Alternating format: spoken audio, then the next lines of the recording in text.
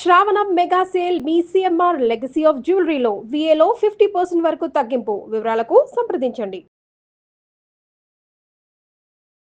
నమస్తే రమగారు. నమస్తే జయ. రమగారు, మనము వరలక్ష్మి వ్రతం ఎలా చేయాలి అయితే కొన్ని అనుమానాలండి. ఈ సంవత్సరానికి కూడా అంటే ఎప్పటికీ ఉండేవి ఈ అనుమానాలు. ఈ వరలక్ష్మి వ్రతానికి సంబంధించి ఇప్పుడు ఒకసారి చేసుకుంటే మళ్ళీ ప్రతి సంవత్సరం చేసుకోవాలా? ముందు ఒక్కొక్క అనుమానం అడుగుతానండి, మీ ముందు పెడతాను. ఈ సంవత్సరం చేసుకున్నాము, ఏదో ఒక అనివార్య కారణాల వల్ల నెక్స్ట్ ఇయర్ చేసుకోలేకపోతాం, అదేమన్నా ఇబ్బంది అనిపిస్తుందా? అంటే ఇప్పుడు మన ఇంట్లో వరలక్ష్మి వ్రతం ఉండి మనం ఎవరి ఇయర్ చేసుకుంటాం. 4 శుక్రవారాలు ఉన్నాయి కదా. సో రెండవ మామూలుగా మనకి పౌర్ణమి ముందు వచ్చే శుక్రవారమే వరలక్ష్మి వ్రతము అని చెప్పుకుంటాం. రెండో రోజు కుదరదనుకో, మనకి మొదటి వారం చేసుకోవచ్చు. నెలలో ఏదో ఒక వారం వరలక్ష్మి వ్రతం చేసుకోవచ్చు కదా. దానికి అంత ఇబ్బంది ఏముంది? లేదా ఆనవాయితీ అసలు లేనే లేదు, మనకి వరలక్ష్మి వ్రతం లేదు. ఈ సంవత్సరమే ఏదో సరదా పడి చుట్టుపక్కల అపార్ట్మెంట్లో అందరూ చేసుకుంటున్నారు, చుట్టుపక్కల ఫ్రెండ్స్ చేసుకుంటున్నారు, మనం కూడా చేసుకున్నాము. వచ్చే సంవత్సరం చేయలేకపోతాము, ఏదైనా కొంప మునిగిపోతుందా అని భయం, అంతే కదా. దానికి అలా అనుమాన పడక్కర్లేదు.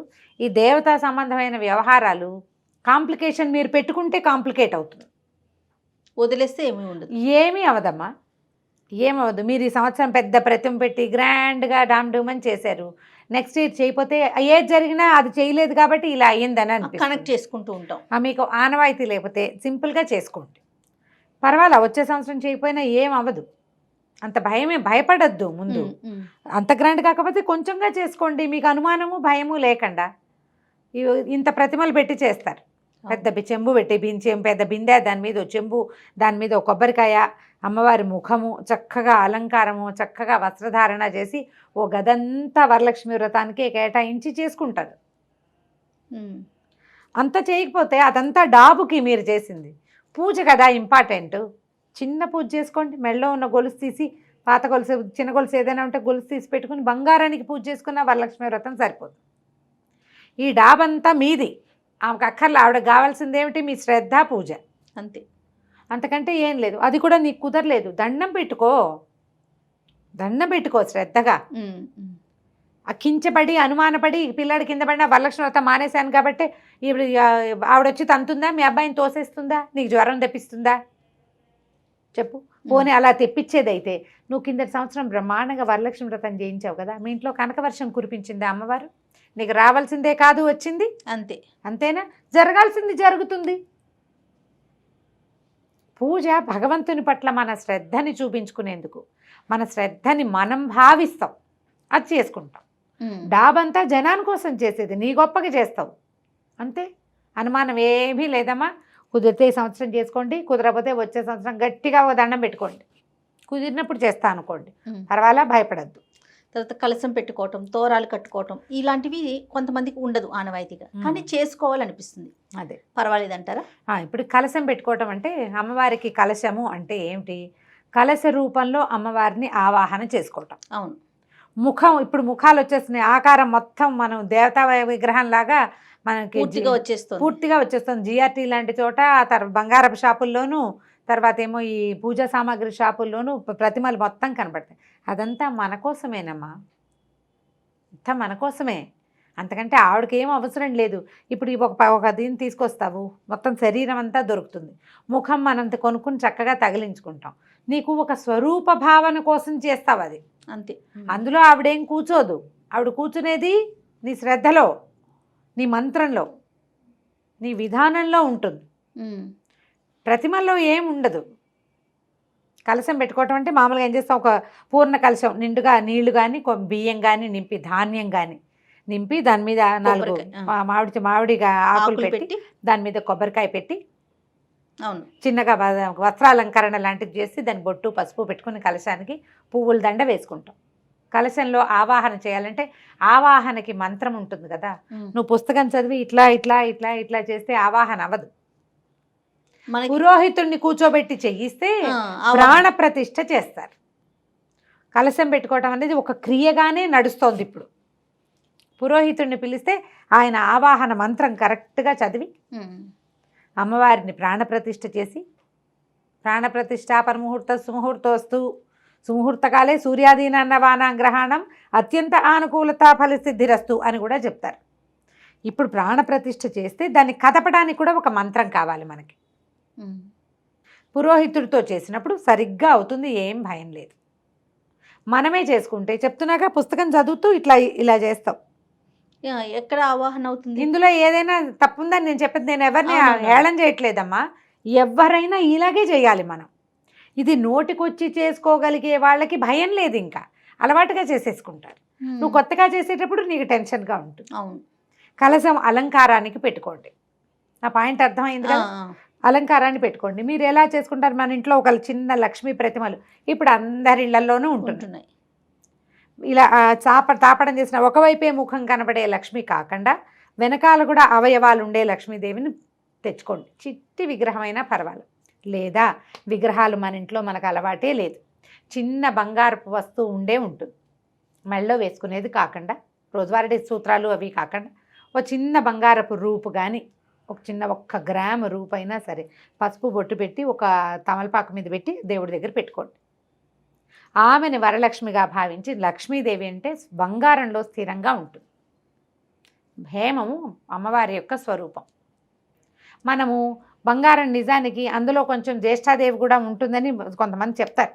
అందుకని ఏం చేస్తున్నాం, బంగారాన్ని బంగారంగా కాకుండా గంధము బొట్టు పెట్టి లక్ష్మిగా భావించి పూజ చేసుకుంటున్నాం. ఇది బంగారానికి పూజ కాదు, బంగారంలో ఉన్న లక్ష్మికి పూజ. అమ్మవారికి కదా పూజ.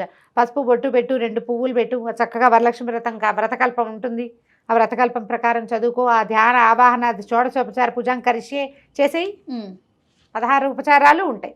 వరలక్ష్మి వ్రత కథ దొరుకుతుంది మనకి, పూజా విధానం కూడా దొరుకుతుంది. ఆ ప్రకారం చేసేసుకోండి. ఆనవాయితీ లేకపోయినా కూడా కలశాన్ని అలంకారార్థం పెట్టుకోవచ్చు. అలంకారార్థం అని చెప్పే కదా, అంతే, అలంకారం కోసం పెట్టుకోవచ్చు. దాన్ని పెట్టడానికి నియమం, తీయటానికి నియమం ఏముంది? పూజే. మనం శుక్రవారం పెడతాము, శుక్రవారం అమ్మవారికి కదపకూడదని భావిస్తాము, మర్నాడు పొద్దున కదుపుకుంటాము, అంతే. తోరాలు కూడా కొందరిళ్లలో తోరాలు ఉండవు. మీ ఇంట్లో మీకు అసలు అలవాటు లేకపోతే తోర పూజ అనేది ఒక ప్రత్యేకమైన సెక్షన్ ఉంటుంది ఆ పుస్తకంలో. తోర పూజను పక్క పెట్టేయండి. తోర పూజ వద్దు.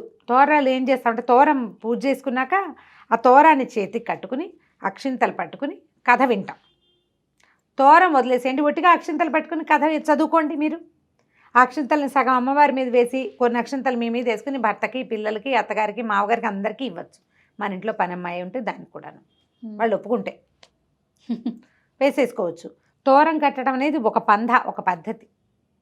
మన ఇంట్లో అలవాట్లేదు కదా అని పెద్దవాళ్ళు ఎవరైనా అంటే మీకు మళ్ళీ అదో కించగా, అదో భయంగా, అదో కొత్త కాంప్లికేషన్, మళ్ళీ కట్టుకోవద్దు. ఇంత మటుకు చేసుకోవచ్చు. దీనికి కలశం పెట్టకపోయినా పర్వాలేదు. వరలక్ష్మి వ్రతం అంటే లక్ష్మీ పూజ. దీని నియమం ఏమిటంటే 2వ శుక్రవారం నాడు చేసుకోవటము. అమ్మవారికి ఏవైనా 4-5 రకాల నివేదనలు, మామూలుగా 5 రకాలు చేస్తారు, 9 రకాలు చేసే అలవాటు ఉన్న వాళ్ళు కూడా ఉంటారు, 3 కూడా చేయొచ్చు. నేను అవేమీ చేయలేనండి. కాస్త పాయసం చేసుకో, పర్వదినం మంచి రోజు కదా, క్షీరాన్నం చేసుకుని అమ్మవారికి నివేదన చేసుకో. కొబ్బరికాయ కొట్టు, 4 అరటిపళ్ళు పెట్టు. ఇప్పుడు కమలాలు, యాపిల్స్ బాగా కనపడతాయి. తర్వాత ఏమో ఇంకా రకరకాల పళ్ళు కనిపిస్తున్నాయి. ఇప్పుడు కనిపించే పళ్ళని 4 రకాల పళ్ళు తెచ్చి పెట్టుకోండి. దీని ప్రధాన నియమం వరలక్ష్మి వ్రతాన్ని ఎవరికైనా బొట్టు పెట్టి వాయనం ఇవ్వటం, తాంబూలం, అది ఇంపార్టెంట్. ఈ రోజున మన ఇంటికి వచ్చిన వాళ్ళు లక్ష్మీ స్వరూపంగా భావించండి, అంతే. ఇదే ప్రధానమైంది. తర్వాత రమ్మగారు, భర్త లేని స్త్రీలు కూడా ఉంటారు కదా, వారికి అనిపిస్తూ ఉంటుంది వరలక్ష్మి వ్రతం చేసుకుందామని. అలాంటి వారు చేసుకోవచ్చా? చేసుకోవచ్చు. మామూలుగా లక్ష్మీదేవి పూజ ఏముంది, ఎవరైనా లక్ష్మీ పూజ చేసుకోవచ్చమ్మా. అందులో భర్త ఉండాలన్న నియమం లేదు. ఈ తోర పూజలు, కలశాలు అవి పెట్టుకోవద్దు. ఇంట్లో ఉన్న లక్ష్మీదేవికి పూజ చేసుకోండి. వరలక్ష్మి వ్రత కథ రకంగా చదువుకోండి. అక్షంతలు నెత్తి మీద వేసుకోండి. వచ్చే జన్మలో అయినా నాకు మంగళ భాగ్యం దొరకాలని, మాంగళ్య భాగ్యం దొరకాలని దండం పెట్టుకుని చేసుకోవచ్చు. గర్భవతులు, వివాహం కాని కన్యలు చేసుకోవచ్చు. ఇంట్లో ఎవరు లేనప్పుడు వీళ్ళే ఉంటారు, పూజ మానేయటం ఇష్టం ఉండదు, చేసుకోండి. ఈ తోరాలు, వాయినాలు ఇవ్వడం పెట్టుకోవద్దు. మన ఇంటికి ఎవరైనా వస్తే కనుక అమ్మ బొట్టు పెట్టుకుని మీరే 2 పళ్ళు తీసుకోండి అని మన ఇంట్లో నుంచి పళ్ళు, పువ్వులు బయటికి వెళ్ళాలి. మీరు ఇవ్వక్కర్లా, బొట్టు పెట్టుకుని ఇవ్వమని, ఇది తీసుకోమంటే సరిపోతుంది. ఇప్పుడు చేతికి ఎందుకు ఇవ్వకూడదు అని ప్రశ్నలు వెంటనే వస్తాయి. మనకి అనుమానం లేకపోతే ఈ ప్రశ్న అడగం. చేసేస్తాం. ఎప్పుడు ప్రశ్న వస్తుంది మనకి అనుమానం ఉన్నప్పుడు మన ఇంట్లో నుంచి బయటకు వెళ్ళటమే ఇంపార్టెంట్. ఇలా చేసుకోండి, ఏం పర్వాలేదమ్మా, తప్పలేదు. మొన్న ఒకరు అడిగారు, నేను ఇదే ఆన్సర్ చెప్పాను. వాళ్ళకి చెప్పిన ఆన్సరే నేను సముఖంలో ఇలా వీడియోలో కూడా చెప్తున్నా. గర్భవతులండి కొంచెం 7వ నెల లోపలైతే చేసుకోవచ్చు అయ్యా. 7th మంత్ వచ్చాక ఆనవాయితీ ఉన్నా పనికిరాదు. కొంచెం 5-6 నెలల్లో కూడా ఈ బెడ్ రెస్ట్లు చెప్పిన వాళ్ళు, కింద కూర్చోలేని వాళ్ళు, ఈ మలుగుల్లో పట్టేసే పద్ధతి ఉన్న వాళ్ళు సింపుల్ పూజ చేసుకోండి, వాయినాలు ఇవ్వచ్చు. అంటే కొన్ని ఇళ్లలో కడుపులో పండున్నప్పుడు పళ్ళు ఇవ్వకూడదు లాంటి సిద్ధాంతం ఉంటుంది. తాంబూలం ఇవ్వకూడదు అంటారు. ఓకే, పళ్ళు ఇవ్వకూడదు ఎవరికి అని చెప్తారు. మా వైపు ఏమో మా ఇళ్లలో ఏంటంటే ఇలా కడుపుతో ఉన్నప్పుడు చక్కగా 4 పళ్ళు ఇచ్చుకుంటే దాన ఫలితం, దానం కొద్దీ బిడ్డలు అంటారు. అందుకని బాగా ఎన్ని పళ్ళు ఇస్తే అంత మంచిది పిల్లలకన్న భావన కొంతమందికి ఉంటుంది. మీ ఇళ్లలో ఉన్న విధానాన్ని బట్టి చేయండి. 6 నెలల వరకు పూజ చేసుకోవచ్చు, తప్పులేదు. 7వ నెల వచ్చాక ఇంకా చేయకూడదు అంటారు. తర్వాత రమ్మగారు ఇన్ని వాయినాలు ఇవ్వాలి, లేకపోతే ఇంత ఆహారం పెట్టాలి, లేకపోతే ఇన్ని ప్రసాదాలు చేయాలి, ఇలాంటి నియమం ఏమన్నా ఉందండి? మామూలుగా 5 లేదా 9 చేసుకుంటారు ప్రతి వాళ్ళు, చాలా మంది వాళ్ళ ఇళ్లలో విధానాన్ని బట్టి. నా వరకు నాకు ఓపిక లేకపోతే కనీసం పాయసమైనా చేసి పెడదాం అని భావిస్తాను నేను.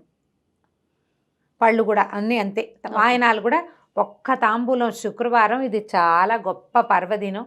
అమ్మవారు లక్ష్మీ ప్రసన్నంగా ఉంటుంది, లక్ష్మీదేవి ప్రసన్నతతోటి ఉంటుంది కాబట్టి ఆమెను సంతోషింపజేయటం కోసం ఎవరికైనా ముత్తైదువుకి తాంబూలం ఇస్తే ఆమె సంతోషి. శుక్రవారం ఈ 4 శుక్రవారాలు, శ్రావణంలో ఉన్న 4-5 శుక్రవారాలు, 4-5 మంగళవారాలు గనక మనం ఎవరికైనా ఇవ్వగలిగితే మహత్తరంగా ఉంటుంది. దీంతో పాటు శ్రావణ శనివారాలు మనం చలిమిడి దీపారాధన చేసుకోమని చెప్తాం కదా, ఆనవాయితీ లేకపోయినా చేసుకోవచ్చు జయ, దానికేం పెద్ద నియమం ఏం లేదు. కాకపోతే ఈ సంవత్సరం చేసాం, వచ్చే సంవత్సరం చేయకపోతే కొంప మునిగిపోతుంది అనే భావాల్లోకి మాత్రం వెళ్ళకండి. కుదిరితే చేసుకోండి, అంతే, అంతవరకే తీసుకోవాలి. అంతే. రైట్ రమ్మగారు, నమస్తే. నమస్తే జయ.